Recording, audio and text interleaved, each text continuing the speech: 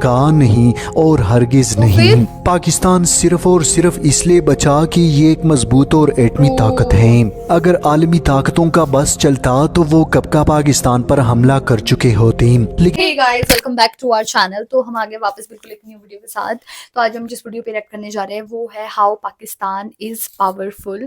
تو یار دیکھا جائے کہ پاکستان پاورفل تو ہے ہی، ملٹری وائز تو بہت زیادہ اسٹرانگ ہے، اور اپنی مطلب کہ دیکھا جائے اکنامی میں بھی اب کام کرنے لگ گیا، پولیٹیکل ریلیشن پاکستان کافی زیادہ اچھے بنا رہا ہے، ڈیولپمنٹ بھی بہت زیادہ کرنے لگا۔ وہی ہم لوگوں نے کافی ویڈیو دیکھی ہے جہاں پہ سعودی عرب کے ساتھ وہ اپنا ایگریمنٹ بنا رہے تھے، شاید ایک اور نیشن اس کا نام بھول گئی ہوں، وہاں پہ بھی وہ گئے تھے شہباز شریف، وہاں پہ بھی انہوں نے اپنا بتایا ہے کہ ہم لوگ بھائی جیسے ہیں۔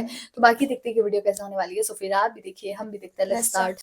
ناظرین، کیا آپ نے کبھی سوچا ہے کہ اگر خدا نخواستہ پاکستان اور امریکہ کی جنگ ہو تو اس جنگ کا فاتح کون ہوگا؟ اگرچہ امریکہ اس وقت سپر پاور ہے، اس کے پاس دنیا کے جدید ترین ہتھیار، بہترین ٹیکنالوجی اور بے انتہا دولت ہے، لیکن یہ سوال آج بھی اکثر لوگوں کے ذہنوں میں اٹھتا ہے کہ کیا پاکستان میں اتنی صلاحیت ہے جو جنگ کی صورت میں امریکہ کا مقابلہ کر سکیں؟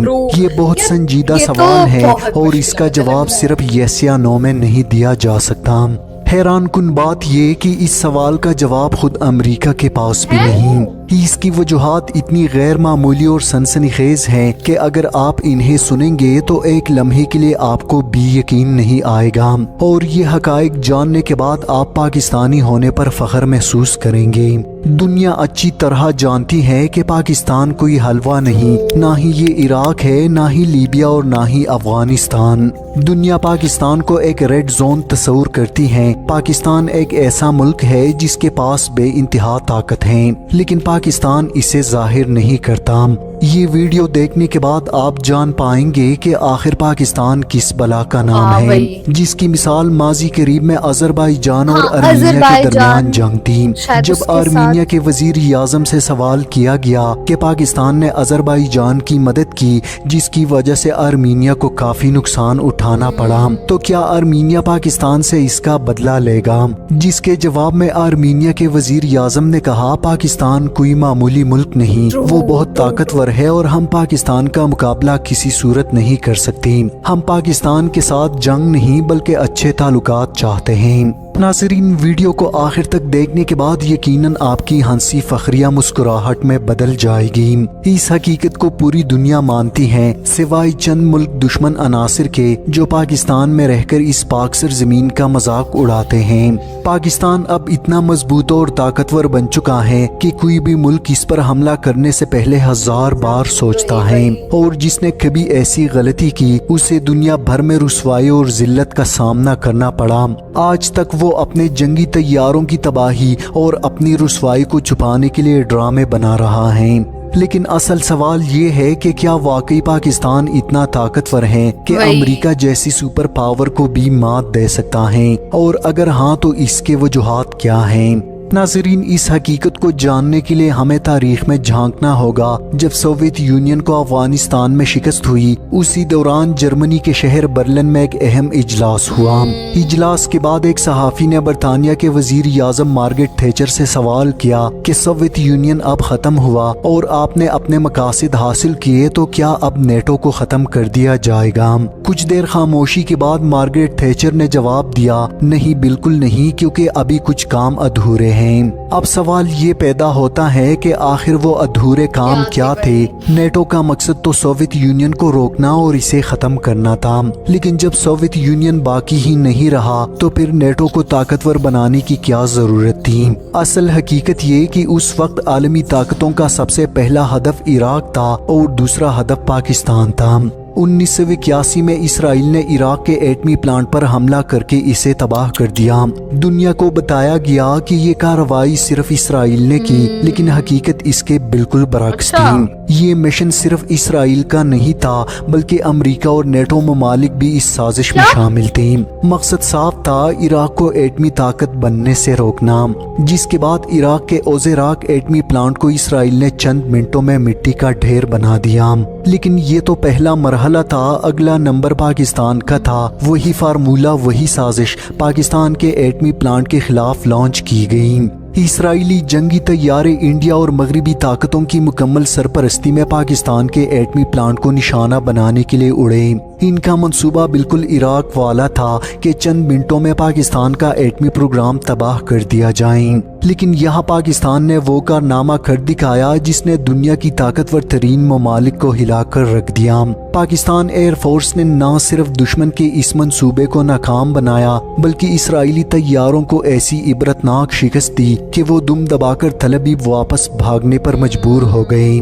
یہ وہ لمحہ تھا جب دنیا کو احساس ہوا کہ پاکستان عراق نہیں، یہ ایک مختلف حقیقت ہے اور اس پر ہاتھ ڈالنا آسان نہیں۔ تب سے پاکستان کے خلاف ایک سرد جنگ کا آغاز ہوا جو اب تک جاری ہے۔ اس کے بعد 1991 میں امریکہ نے نیٹو افواج کے ساتھ مل کر عراق پر حملہ کیا اور اسے کھنڈرات میں بدل دیا۔ پھر 9/11 کے بعد افغانستان کی اینٹ سے اینٹ بجا دی گئی، پھر ایک ایک کر کے عرب دنیا کو نشانہ بنایا گیا، عراق کو دوبارہ ملبے کا ڈھیر بنایا گیا، لیبیا کو تباہ کر دیا گیا، شام کو خانہ جنگی میں جھونک دیا گیا، مصر کو کمزور کیا گیا، پورے عرب دنیا میں خون کی ہولی کھیلی گئی۔ لیکن ان سب کے باوجود پاکستان نہ صرف قائم رہا بلکہ پہلے سے زیادہ مضبوط اور طاقتور بن گیا۔ اب سوال یہ ہے کہ آخر پاکستان کیوں بچ گیا؟ کیا پاکستان اور امریکہ کی دوستی نے اسے محفوظ رکھا؟ نہیں، اور ہرگز نہیں۔ پاکستان صرف اور صرف اس لیے بچا کہ یہ ایک مضبوط اور ایٹمی طاقت ہے۔ اگر عالمی طاقتوں کا بس چلتا تو وہ کب کا پاکستان پر حملہ کر چکے ہوتے، لیکن پاکستان پر حملہ کرنا بچوں کا کھیل نہیں۔ ناظرین، یہ تاریخی واقعات بیان کرنے کا مقصد صرف اتنا ہے تاکہ آپ کو سمجھنے میں آسانی رہے کہ دنیا کا کوئی بھی سپر پاور ہو، اس کے لیے پاکستان کو جنگ میں شکست دینا یا اسے مکمل طور پر تباہ کرنا ممکن نہیں۔ اب ذرا اندازہ کریں، امریکہ کا سالانہ دفاعی بجٹ تقریباً 1200 ارب ڈالرز ہیں، جبکہ پاکستان کا دفاعی بجٹ صرف 6 ارب ڈالرز ہیں، یعنی امریکہ پاکستان سے 1000 گنا زیادہ طاقتور ہیں۔ لیکن اس سب کے باوجود امریکہ پاکستان پر حملہ کرنے کی جرت نہیں کر سکتا۔ اگر یہ اتنا آسان ہوتا تو آج سے 22 سال پہلے وہ یہ حملہ کر چکا ہوتا۔ پاکستان کے پاس آج 300 سے زائد ایٹمی ہتھیار ہیں، اس کے پاس بین البراعظم میزائل ٹیکنالوجی بھی موجود ہیں، اور سب سے خطرناک بات یہ کہ پاکستان سیکنڈ اسٹرائک کیپیبلٹی بھی حاصل کر چکا ہے، یعنی اگر دشمن نے پاکستان پر ایٹمی حملہ کیا اور خدا نہ خواستہ پاکستان مکمل طور پر تباہ ہوا تو خودکار نظام کے ذریعے پاکستان کے ایٹمی میزائلز دشمن کے ملک پر برس پڑیں گے۔ یہ ٹیکنالوجی دنیا کے صرف چند ممالک کے پاس ہیں اور پاکستان ان میں شامل ہیں۔ یہی اصل وجہ ہے جس نے امریکہ اور اس کے اتحادیوں کو ہمیشہ پاکستان پر حملہ کرنے سے روکے رکھا۔ فرض کرے امریکہ پاکستان پر حملہ کرتا ہے تو اس کا نتیجہ کیا ہوگا؟ کیا اتنی آسانی سے پاکستان دنیا کے نقشے سے مٹ جائے گا؟ کیا پاکستان کا حال بھی افغانستان، عراق اور شام جیسا ہوگا؟ ناظرین، اس جنگ میں پاکستان تنہا نہیں ہوگا، چین پاکستان کا بہترین اتحادی ہے اور وہ پاکستان کے ساتھ اس جنگ میں کھڑا ہوگا۔ روس امریکہ کا روایتی حریف ہے، وہ بھی اس جنگ میں امریکہ کا ساتھ کبھی نہیں دے گا۔ آپ یہ سن کر حیران ہوں گے کہ بھارت بھی امریکہ کا ساتھ دینے سے گریز کرے گا، کیونکہ اگر اس نے ایسا کیا تو خود اس کی سالمیت خطرے میں پڑ جائے گی، جس کے بعد روس، چین اور پاکستان کے غضب کا سامنا بھارت کبھی نہیں کر پائے گا۔ یہ جنگ صرف جنگ نہیں ہوگی بلکہ قیامت کا منظر ہوگا۔ امریکہ کے اتحادی ممالک، اس کے بحری بیڑے سب پاکستانی میزائلز کی نشانے پر ہوں گے۔ یہ تیسری اور آخری عالمی جنگ ہوگی جس میں دنیا کے آدھے سے زیادہ ممالک صفائی ہستی سے مٹ جائیں گے۔ دوستو، ہمارا مقصد ہرگز یہ نہیں کہ پاکستان امریکہ کو مکمل شکست دے سکتا ہے۔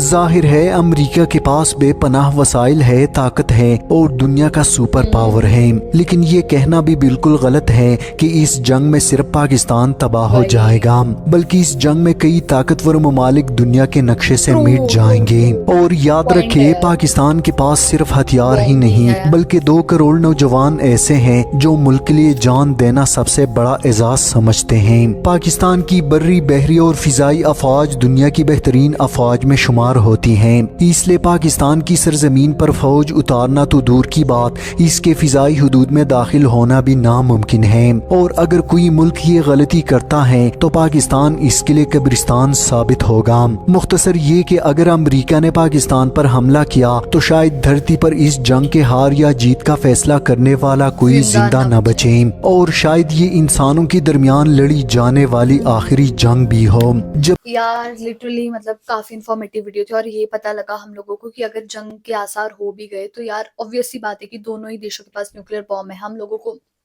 ہیروشیما ناگاساکی والا پتہ ہے سب کو، ہے نا، آج تک وہاں پہ وہ جینیٹکس دکھتی ہے آپ کو، ہے نا، کہ کسی کے مطلب کہ کینسر تو وہاں پہ بہت عام ہے نا، اور بھی باقی مطلب کہ چیزیں فیس کری ہے لوگوں نے وہاں پہ، ابھی بھی اسکن میں مطلب کہ دقت آتی ہے، پانی میں دقت ہے، تو الرجیز ہے، انفیکشنز ہیں وہاں پہ، ڈیزیزز ہیں، وہی ابھی تک کر رہے ہیں، اور اگر فیوچر میں ایسا کچھ ہو گیا تو یار لٹرلی دونوں ہی دیشوں کو کرنا پڑے گا، اور دونوں ہی دیش نہیں رہے گے کیونکہ because of the nuclear bomb. تو آئی ہوپ یار یہ چیز تو نہ ہو فیوچر۔ ایگزیکٹلی، بٹ ہمیں یہ تو پتہ چل گیا کہ جو پاکستان ہے وہ اتنا زیادہ پاورفل بن چکا ہے کہ انڈیا کے پاس بھی کچھ چیزیں ایسی نہیں ہے جو پاکستان نے اپنے پاس ڈیولپ کر لی ہیں، کیونکہ اس کے پاس سب کا سپورٹ ہے، اس نے سب کے ساتھ اپنا بردرہڈ کے ساتھ، پیس کے ساتھ، سب کے ساتھ بنا کے رکھی ہے، جہاں مطلب انڈیا لیک کر رہا ہے کہیں نہ کہیں۔ سو یہ چیز بہت اچھی ہے کہ پاکستان بہت ڈیولپمنٹ کر رہا ہے، اس کے پاس بہت سارے ایسے ویپنز ہیں، میسائلز ہیں، اس کے پاس ایئر کرافٹس ہیں بہت زیادہ، کہ وہ اور زیادہ اونچائیوں پہ پہنچ رہا ہے، تو بہت زیادہ پراؤڈ کی بات ہے۔ وہی تو گائز، یہی تھا ہمارا ریئیکشن۔ آپ لوگوں کو کیسا لگا پلیز کامنٹ کر کے ضرور بتائیے گا، اگر اچھا لگے تو پلیز اس ویڈیو کو لائک کریے، شیئر کریے، کامنٹ کریے، اور اگر اس چینل پہ نہیں ہو تو سبسکرائب کریے۔ بائے۔